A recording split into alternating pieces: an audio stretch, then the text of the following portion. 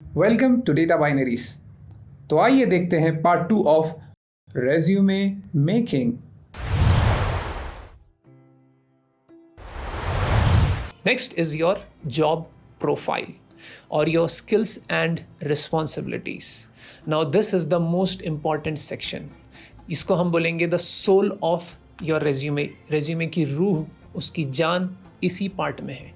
इस पार्ट में आप मेंशन करेंगे आप एक्चुअली क्या काम करते हैं, आपके पास क्या स्किल्स अवेलेबल हैं। तो नाउ यहाँ पर आपको अपना सबसे ज़्यादा टाइम और सबसे ज़्यादा एफर्ट्स यहाँ पर डालने हैं।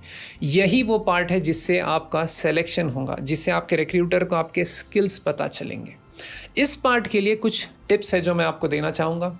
सबसे पहली चीज़, जो भी आप मेंशन करेंगे वो बुलेट पॉइंट्स में मेंशन करिए। पैराग्राफ्स मत लिखिए, bullet points, to the points. One word two word statements मत लिखिए। एग्जाम्पल के लिए social media marketing, big data engineer, DevOps. एक वर्ड से क्या समझेगा रिक्रूटर? तो you have to understand, you have to write a line mentioning आपने क्या किया, कैसे किया। Next, use action verbs. Action verbs का मतलब क्या है? एक्शन वर्ब्स यानी ऐसे वर्ड्स जो आपका काम दिखाते हैं, एक्शन दिखाते हैं। एग्जाम्पल के लिए क्रिएटेड, डेवलप्ड, स्ट्रैटेजाइज्ड, ठीक है, ये सब हैं एक्शन वर्ब्स। एक्शन वर्ब्स को आपको प्रेजेंट पार्टिसिपल में नहीं बोलना है। अब ये प्रेजेंट पार्टिसिपल किस बला का नाम है? प्रेजेंट पार्टिसिपल मतलब वर्ब्स को आप ING से एंड करेंगे। हम इंडियंस ने जब इंग्लिश सीखा तो हमारा प्रेजेंट पार्टिसिपल से एक अलग ही लगाव है ना। हम सब पहले टाइम ING ही लगाते हैं सब चीज़ को, eating, drinking, sleeping and so on. तो you should not start your lines with present participle. ING लगाना नहीं है, क्रिएटिंग, डेवलपिंग, ऐसे नहीं, ठीक है। You should use action verbs. Action verbs में भी स्ट्रॉन्ग एक्शन वर्ब्स हैं और वीक एक्शन वर्ब्स हैं। You should never use weak action verbs, जैसे कि involve in, part of, used, ये वीक एक्शन वर्ब्स हैं। You should use strong action verbs, जैसे invented, created, led, troubleshot, ठीक है, स्ट्रैटेजाइज्ड। ये सब आपको यूज़ करने हैं। ये जितने भी एक्शन वर्ब्स हैं, मैंने ये डोमेन वाइज कि आप किस डोमेन में काम करते हैं और उस डोमेन के एक्शन वर्ब्स, एक लिंक है जो डिस्क्रिप्शन में है, उसमें सभी डोमेन्स के लिए सभी एक्शन वर्ब्स है। अगर आप मार्केटिंग से आते हैं तो मार्केटिंग के, आप टेक से आते हैं टेक के, एंड सो ऑन। तो आप जाकर आप चेक कर सकते हैं और वो एक्शन वर्ब्स आप आपके रेज्यूमे में मेंशन कर सकते हैं। Next now very important point, जो भी आप यहाँ पर मेंशन करेंगे रिस्पॉन्सिबिलिटीज़, वो आपके जॉब डिस्क्रिप्शन के अकॉर्डिंग होनी चाहिए। आप सेम रेज्यूमे या सेम जॉब प्रोफाइल या सेम रिस्पॉन्सिबिलिटीज़ हर जॉब के लिए नहीं यूज़ कर सकते। यहाँ पर वन रेज्यूमे फिट्स ऑल वाला सिचुएशन नहीं है।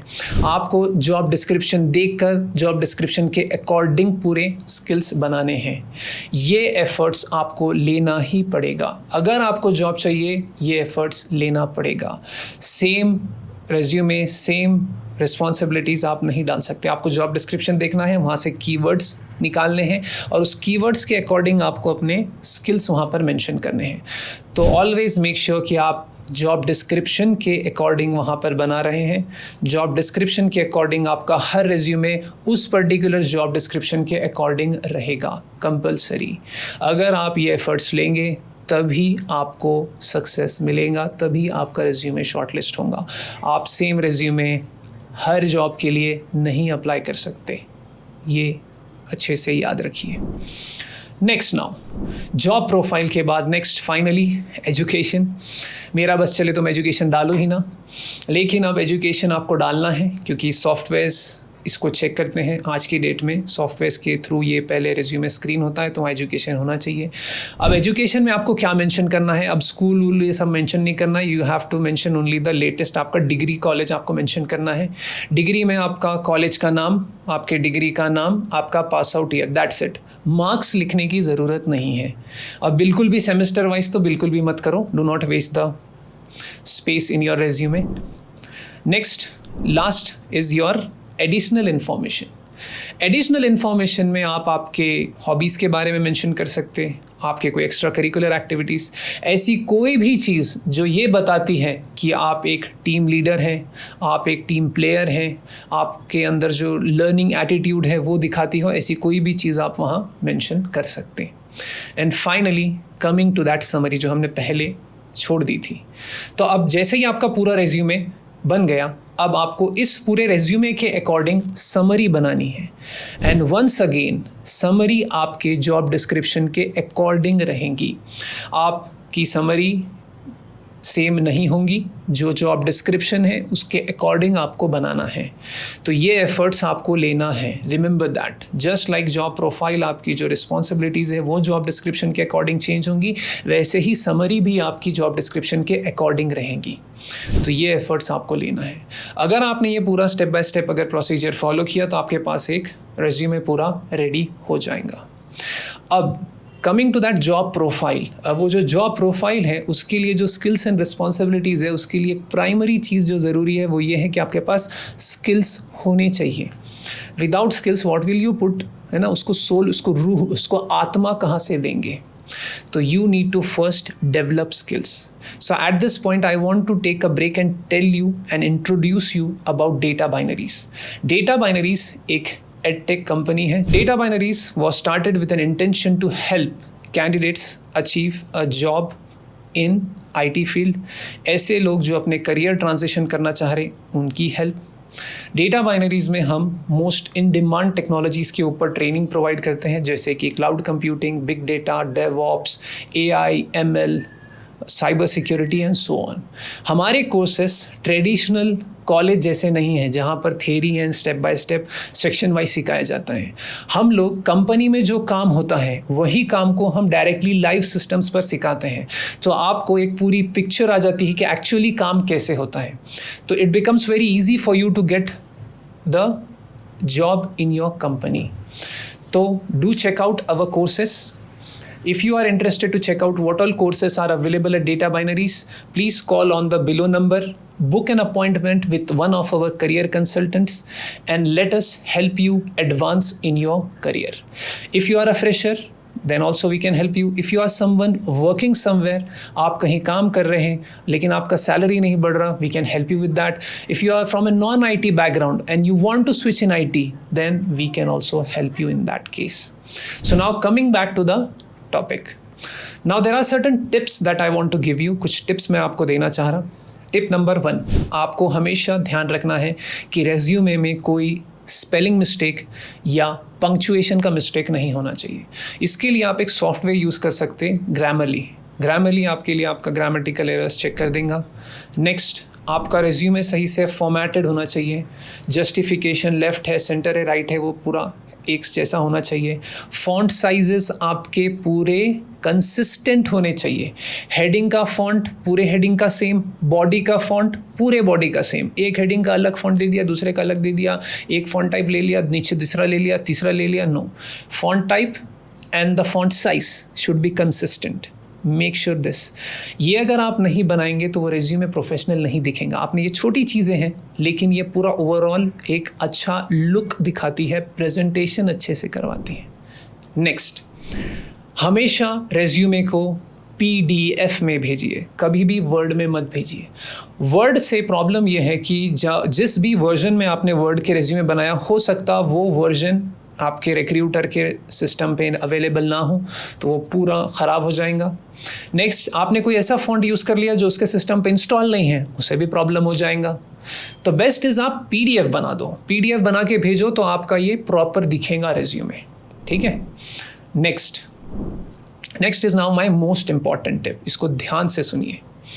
एक रिसर्च है जो ये बताती है कि किसी भी पोजीशन के लिए हज़ारों लाखों लोग अप्लाई करते हैं, और क्योंकि हज़ारों लाखों लोग अप्लाई करते हैं तो देर आर हाई चांस कि आपका जो रिक्रूटर है वो आपका रेज्यूमे 6 से 8 सेकंड तक ही देखेगा। तो उन 6 से 8 सेकंड में ही वो डिसाइड करेगा कि आपको कॉल करना है या नहीं है। मेरा रिकमेंडेशन यहाँ पर ये है कि आप टेम्पलेट्स यूज़ मत करिए। इसका रीज़न ये है कि जो templates Google Docs, Microsoft Word या कहीं पर भी जो कॉमन प्लेटफॉर्म्स है वहाँ पर जो है हज़ारों करोड़ों लोग वही टेम्पलेट्स यूज़ कर रहे हैं, और अगर आपका रिज्यूमे भी उसी टेम्पलेट पे बना है तो आप में अलग क्या है? मेरा रिकमेंडेशन ये रहेगा कि आप अपना खुद का अलग कुछ करिए, अपना कुछ अलग टेम्पलेट, कोई पोर्टफोलियो, कोई वीडियो रेज्यूमे, कुछ भी अलग जो आपके रिक्रूटर का ध्यान आपकी तरफ खींचे। तो ऐसा कुछ आपको करना है, इससे आपके चांस बहुत बढ़ जाएंगे आपके रेज्यूमे के शॉर्टलिस्ट होने के। तो ये ध्यान में रखिए, टेम्पलेट्स यूज़ मत करिए। And last, coming to the hack, तो आज का जो दौर है ये AI का दौर है, and at this point each and every one of you is having a personal assistant available right at your fingertips. Yes, you have guessed it right. ChatGPT and generative AI. ChatGPT is now disrupting the entire world like hell.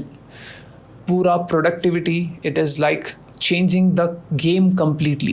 ChatGPT आपकी productivity को 10x 100x तक बढ़ा सकता है। ChatGPT से आप पूरा resume बनवा कर ले सकते हैं, लेकिन मेरा रिकमेंडेशन ये रहेगा कि आप पूरा वैसा बना हुआ मत लो, आप उसमें ह्यूमन टच डालो ताकि वो ऑथेंटिक लगे। ChatGPT को आप प्रोडक्टिविटी के लिए या अपनी प्रोडक्टिविटी बढ़ाने के लिए यूज़ करिए। एग्जाम्पल से समझाता हूँ, जैसा आपको ऑब्जेक्टिव सेक्शन बनाना है। ऑब्जेक्टिव सेक्शन के लिए आप ChatGPT को बोलिए कि create an objective, I am a so and so person with so and so experience working in so and so technology, create an objective for me, make sure that it is of 3 lines 4 lines 2 lines जो भी है। अब यहाँ पर important ChatGPT के लिए ये है कि यहाँ पर आप प्रॉम्प्ट्स उसको सही से दें। प्रॉम्प्ट इंजीनियरिंग ये एक नई फील्ड है जो इवॉल्व हो रही है, तो आपके प्रॉम्प्ट्स बहुत इंपॉर्टेंट होने चाहिए। जनरेटिव AI में एक टर्म यूज़ होता, गार्बेज इन गार्बेज आउट, मतलब आपने अगर सही चीज़ डाली तो वो सही चीज़ देगा, बकवास डाला तो वो बकवास बाहर देगा। तो मेक श्योर आप प्रॉम्प्ट्स सही से डाल रहे हो। Next, summary. अब आपको नहीं पता समरी कैसे बनाना है, आप आपका रेज्यूमे ChatGPT को दीजिए। नेक्स्ट, आप आपका जॉब डिस्क्रिप्शन ChatGPT को दीजिए, and then tell ChatGPT to create a summary based on the resume and based on the job description. तो वो आपके सामने एक मस्त जॉब डिस्क्रिप्शन समरी बनाकर दे देगा। काम आसान? Yes, you can see now कि आपकी प्रोडक्टिविटी कितने % से बढ़ रही।